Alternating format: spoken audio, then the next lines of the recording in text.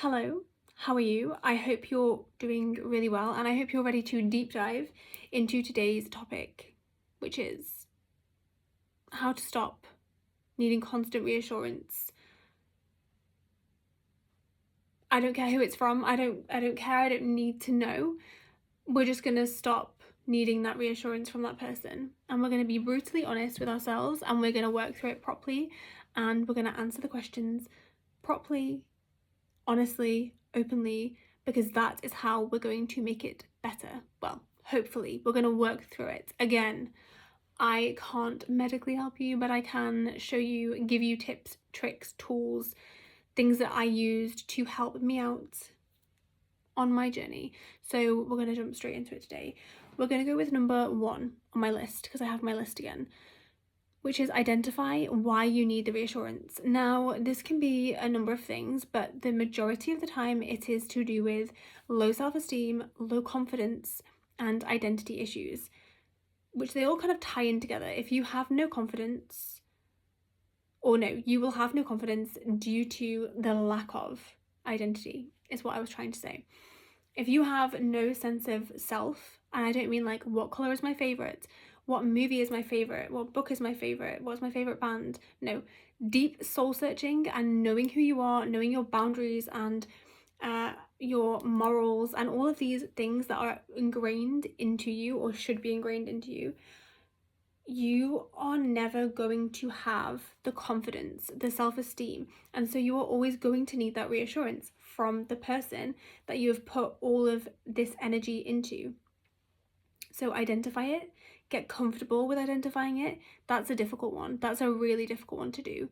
Get comfortable with identifying what your issue actually is. It's okay. We all have them. We all have issues. They're all different issues, but we all have them, and it's okay to identify. In fact, it's healthy to identify. And this is what I wish somebody would have told me when I was going through this. Identify your issue. It's fine. You can work through it, and that is what we're going to do together. So once you've identified it, you're going to start, whatever it is, you can do this with anything really, but you're going to start gaining or regaining your own trust.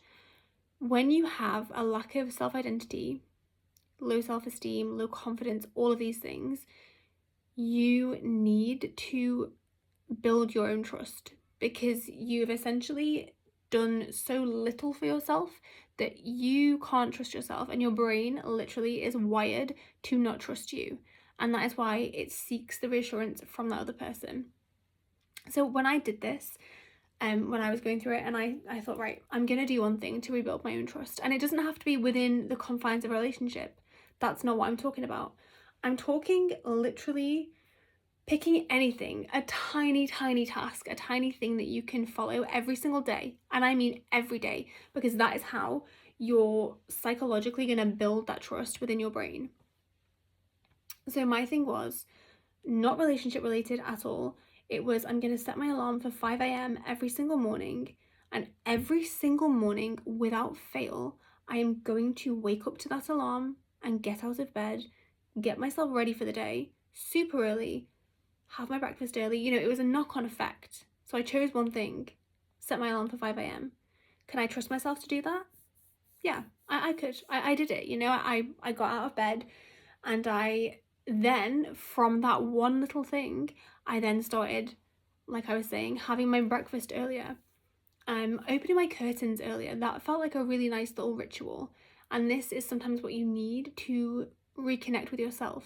Little rituals that you and only you are doing at that time. So getting up early, I would do that on my own, right? Before my child wakes up, I'll get up on my own, and I'll get myself ready for the day. And then I know that I can trust myself, especially going into that day. I can trust myself. I can trust that I'm going to follow through when I put my mind to something. I'm not just going to go, I'm not doing that today. I will do it. That's really important. You need to rebuild your trust. And these little things, these little steps can sometimes sound really silly. When I first started researching it, I was like, they sound kind of like, they're not really going to be helpful. Like, how is this? It's not connected to a relationship at all. How is this thing going to help me with this thing? I don't get it.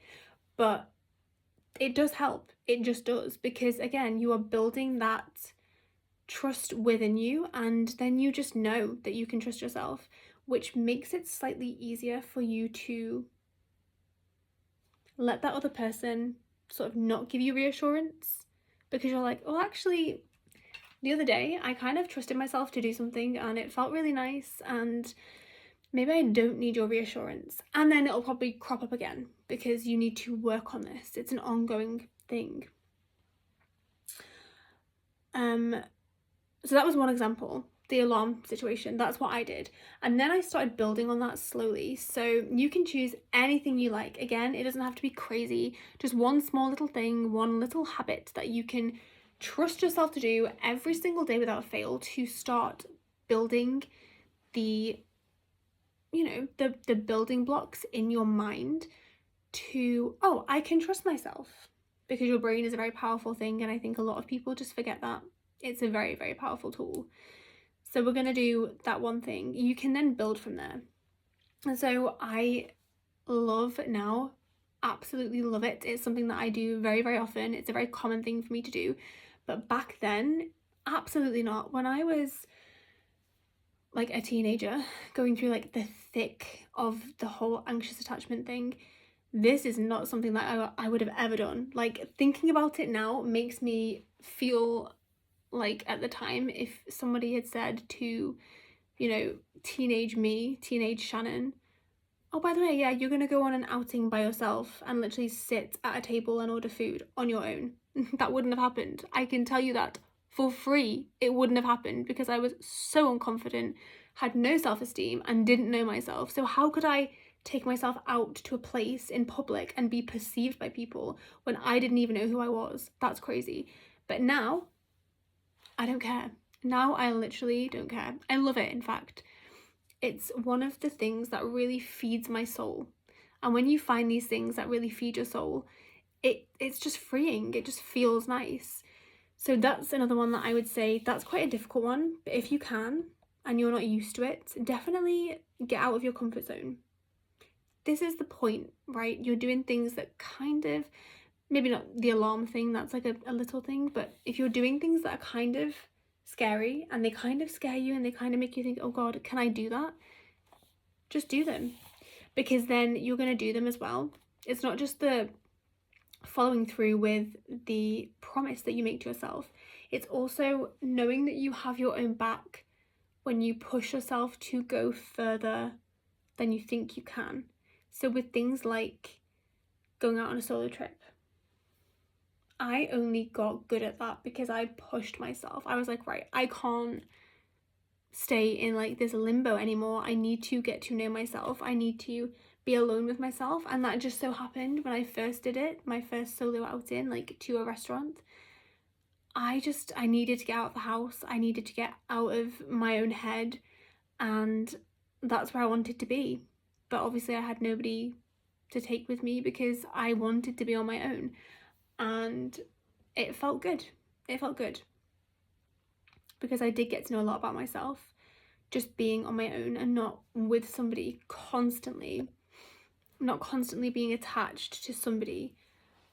And so that can also be a super important thing that you do in helping to rebuild or regain your own trust within the confines of you and not just a relationship, because it's going to have a great effect on your relationship if you do that. What is next? Number 4. I don't know if I've been numbering them as I've been going, but this is number 4 in my notebook. Find something that makes you feel confident. So we're talking a lot about, you know, doing things that push you out of your comfort zone, which absolutely is a thing.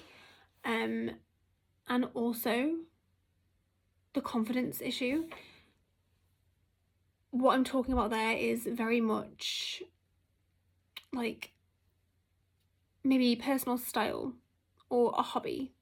What makes you feel really truly confident? And I'm not talking like trends, you know, get on a trend and do what everyone else is doing and then you'll feel confident. I'm talking like actual Like you, who are you when nobody else is around? What do you enjoy doing when nobody else is around? What are your hobbies? What is your style? You might be completely different on your own than you are with other people, but who are you down to your core? Like, what do you enjoy? And the problem is that suppressing all of these things mean that you, again, are relying on somebody all the time because you don't feel you have a sense of self or a personality or any of these things. So we need to get that. We need to get that personality and that sense of self. And again, another way to do it is to really do something that makes you feel like you. Like deep down, like within yourself, you know what makes you feel like you. You know what makes you feel whole. Forget everybody else. Do this one thing just in your house. Whether it's practicing your style, your personal style, does that make you feel confident? Great. Whether it's trying a new hobby, but away from maybe your friendship group, you know, or away from your partner, definitely, because you want to do this on your own. Does that make you feel confident? Great. And then just do it in your life, in your daily life. Do these things. Curate your sense of self, your sense of identity. Really hone in on it. Stop putting all of your energy and time and focus on that person, because you are not that person. You are you, and you are special, and you are wasting your time. Not that you're wasting your time on this person that you're with, because you're with them for a reason, but you, in a way, you are wasting all of this time worrying about them, worrying about the reassurance they're going to give you when you can't even look after yourself. And that is a shame, because you are a special person, you are unique, and you are the only you are the only you on this planet, right? And so why are you not giving it your all? Why do you not want to get to know yourself? Is it scary? Good. It should be scary. It should be scary because it is a scary thing to do, and you can't ignore the fact that it's scary to sometimes get to know who you are. Again, I've been through it. It's terrifying when you look around and all you're surrounded by is people who know themselves, who are sure of themselves, and you think, damn, that's not me. I can't be like that. But you can. All it takes is just work, effort, work, time. That's all it takes. And we all have at least a little bit of time to do that. We can put a little bit of effort into it. We really can. So get to know yourself. Do something that makes you feel actually confident. Not like pretend confident, like fake confidence, but like actually makes you feel confident. Is there something that you really enjoy talking about that makes you feel confident, that you can just talk about forever and ever and ever? Great, do that. Talk about that. Start a YouTube channel. Start a YouTube channel and talk about something. You know, do something that truly gives you confidence, because the more of these positive things that you're feeling, more self-esteem, more of a sense of identity, more confidence, you are going to be boosted, and again, not be seeking the reassurance of that other person, because you are so amazing, and you're realizing, and your brain is realizing, oh, actually, this person's pretty cool, like they're pretty amazing. And we see that now. So why do we need the reassurance from this person? We don't. We do not.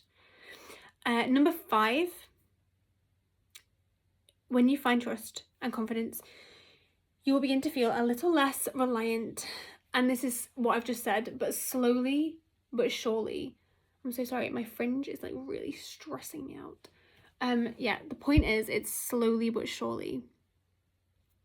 We really need to understand that it's not going to happen overnight. It is something that is going to be a slow burn, because it's to do with your, you know, your psyche and your emotional health and all of this stuff. So it's not going to be an overnight fix, but these are things that you can use every time you feel yourself needing reassurance. Come back to this. Come back to all the points that I've said. Every time, and I mean every single time that you feel you need reassurance from that person, come back to these points every single time. And if it helps, write them down, write down your answers, write down what you're going to do, actionable steps you're going to take. And that is a baseline, like start point on how you are going to eventually over time, hopefully, condition your brain to stop needing constant reassurance from that one person. That's what we're going to do.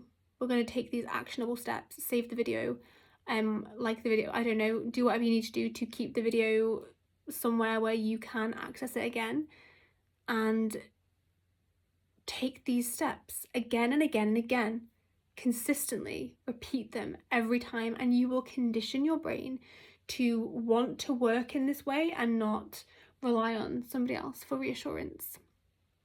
And that is the most freeing thing. It's one of the most freeing things ever. And that was it. I hope I explained it all really well. I mean, I don't know. It's only my 3rd video. Go easy on me. Find something that makes you confident. That's one thing that I want you to take away from this. Find something that makes you confident and let me know. Let me know in the comments. I'd love to know if you find something that helps you with your reassurance needing from that one person. I would love to hear from you. Thank you for joining me anyway, and let me know if you have any questions or comments, suggestions, whatever the case may be. I realise the lighting's not very good as I'm looking at myself right now in the viewfinder. The daylight has gone down and I haven't really optimised my lighting in here, so I do apologise for that. But if you have any suggestions or comments or questions, yeah, please let me know. Like and subscribe. And I will see you in my next video, next episode of Is It Really Love or Just Anxious Attachment? Ciao.